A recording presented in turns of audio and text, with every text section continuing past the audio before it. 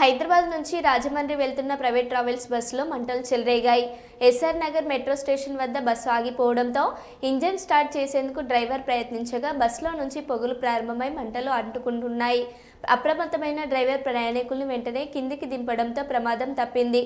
Self మోటార్కి బ్యాటరీకి connect చేసిన వైర్లో short circuit కారణంగా అగ్ని ప్రమాదం జరిగినట్టుగా ప్రాథమికంగా నిర్ధారించారు. కాగా ప్రయాణికుల లగేజ్ పలు వస్తువులు మంటల్లో కాలిపోయినట్లు తెలుస్తుంది.